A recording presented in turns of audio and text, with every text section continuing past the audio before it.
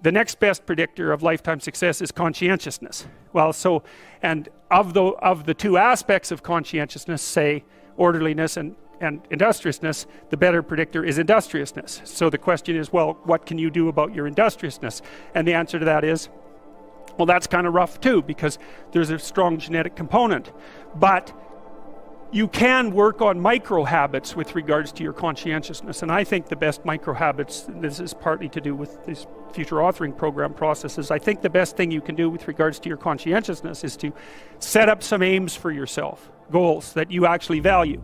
All right, you're going to have to put some effort into your life, and you need to be motivated to do that. And so what are the potential sources of motivation? Well, you could think about them in the big five manner. You know, if you're extroverted, you want friends. If you're agreeable, you want an intimate relationship. If you're disagreeable, you want to win competitions. If you're open, you want to engage in creative activity. If you're high neuroticism, you want security. Okay, so those are all sources of potential motivation that you could draw on, that you could tailor to your own, you know, your own personality. But then there are dimensions that you want to consider your life across. And so we ask people about, well, you know, if you could have your life the way you wanted it in 3 to 5 years, if you were taking care of yourself properly, you know, what would you want from your friendships? What would you want from your intimate relationship? How would you like to structure your family? What do you want for your career? Well, how are you going to use your time outside of your job?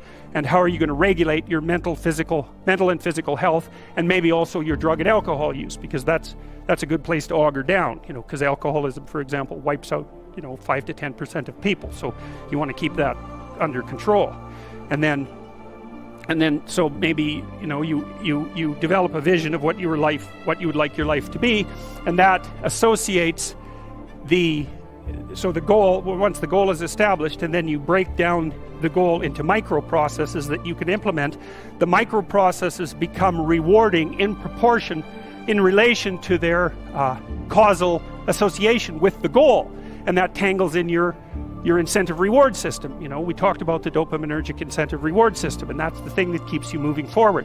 And the way it works is that it works better if it produces positive emotion when it can see you moving towards a valued goal.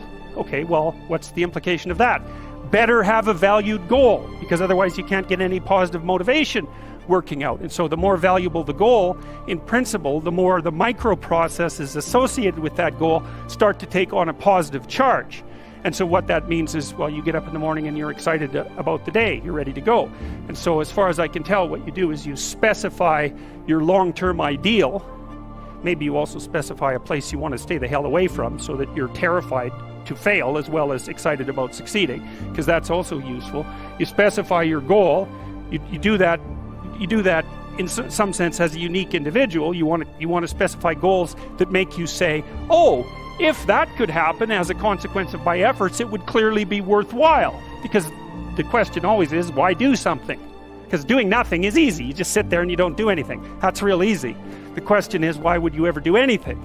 And the answer to that has to be because you've determined by some means that it's worthwhile. And then the next question might be, well, where should you look for worthwhile things? And one would be, well, you could consult your own temperament. And the other would be, well, you kind of look at what it is that people accrue that's valuable across the lifespan.